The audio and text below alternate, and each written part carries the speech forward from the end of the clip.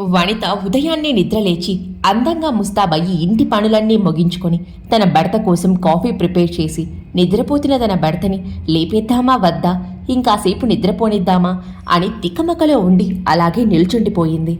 ఇంతలో తన భర్త కళ్ళు తెరిచి వనితని చూస్తూ, ఏంటి బంగారం అలా చూస్తూ ఉండిపోయావు అని తనని దగ్గరగా లాక్కొని తనతో ఎంతో ప్రేమగా మాట్లాడుతున్నాడు.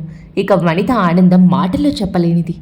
తన ఇష్టాలు అయిష్టాలు అన్నీ కనుక్కొని వనిత తన భర్తని, తన భర్త కూడా వనితని అంతే ప్రేమగా చూసుకుంటున్నారు.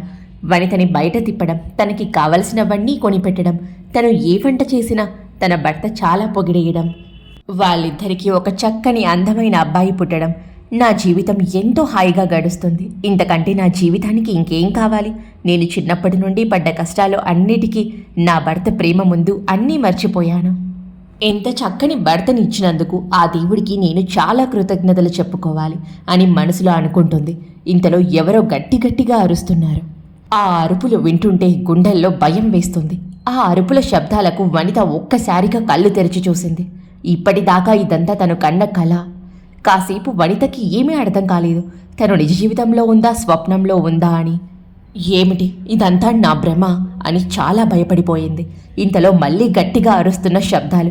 ఏమిటి ఇలా అరుస్తున్నారు? ఎవరు ఇంతలా గొడవ చేస్తున్నారు? అసలు ఏమైంది? ఎందుకలా అని భయపడిపోయి పరిగెత్తుకు వెళ్ళింది. బయటకి వెళ్ళి చూస్తే అబ్బాయి వారి కుటుంబం, మా కుటుంబము ఇద్దరు గట్టిగా అరుచుకుంటున్నారు. నన్ను పెళ్లి చేసుకోబోతున్న అబ్బాయి మా నాన్నతో చాలా గట్టిగా మాట్లాడుతున్నాడు. కాసేపు వారి సంభాషణ దేనికి గొడవ పడుతున్నారో నాకు ఏమీ అర్థం కాలేదు. ఇంతలో నేను రావడం చూసి మా అమ్మ, రావే ముదరష్టపుదానా, ఎంత దరిద్రమైన జాతకం నీది, నీ వల్ల మాకు అన్ని కష్టాలే తప్ప ఒక్కటి కూడా మేము బాగుపడిందే లేదు. ఇప్పుడు నీ పెళ్లి మా చావుకు వచ్చింది అని తనకు ఇష్టం వచ్చినట్లు తిట్టడం ప్రారంభించింది. ఇంతలో కొద్దిగా వనితకి వారి సంభాషణ అర్థమవ్వడం మొదలయ్యింది. ఆ అబ్బాయి మాటలకి వనిత చాలా నివ్వరపోయింది.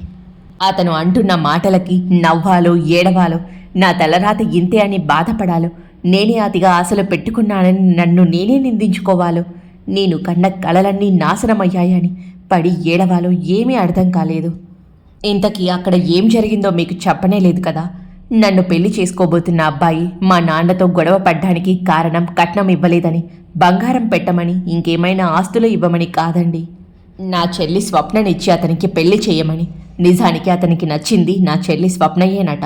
కాకపోతే ముందు అడిగితే అలా ఒప్పుకోరని, పెద్దమ్మాయికి అయ్యాకనే చిన్న అమ్మాయికి అంటారని, నాకు అసలు పెళ్లి అవుతుందో లేదోనని కావాలనే ప్లాన్ చేసి పెళ్లిపీటల మీదకి వచ్చాక పరువు కోసమైనా తప్పకుండా ఒప్పుకుంటారని ఇలాంటి పథకం వేశారట. ఈ పల్లెటూర్లలో పరువు కోసం ఏమైనా చేస్తారు కదండి. గొడవలు పడి చివరకు చేసేదేమీ లేక నా చెల్లిని ఇచ్చే ఆ అబ్బాయితో పెళ్లి చేసేశారు.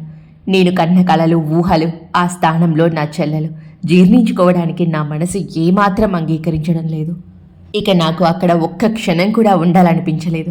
కడుపున పెట్టుకొని చూసుకునే కన్న తల్లి కూడా నన్ను అనరాని మాటలు అంది.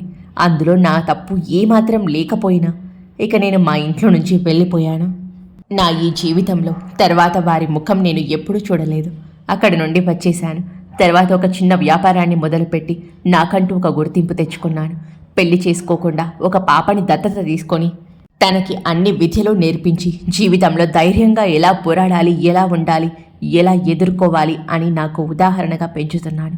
ఓటమి ఒప్పుకొని చనిపోవాలని అసలు నా ఊహకే రాలేదు. కష్టాలు రాని వాడంటూ ఎవడూ ఉండడు. ప్రతి ఒక్కరికి ఏదో ఒక రూపంలో ఎప్పుడో ఒకసారి కష్టాలు వస్తూనే ఉంటాయి. కానీ వాటిని ధైర్యంగా ఎదుర్కొనడమే మన లక్ష్యం. ఈ కథ మీ అందరికీ తప్పకుండా నచ్చే ఉంటుందనుకుంటున్నాను. ఈ కథని ఒక రియల్ లైఫ్ స్టోరీ నుంచి రాయడం జరిగింది. ఇలాంటి మరిన్ని కథల కోసం నా ఛానల్ని సబ్స్క్రైబ్ చేసుకోవడం మర్చిపోదండి. మరొక మంచి కథతో మళ్ళీ మీ ముందుకు వస్తాను.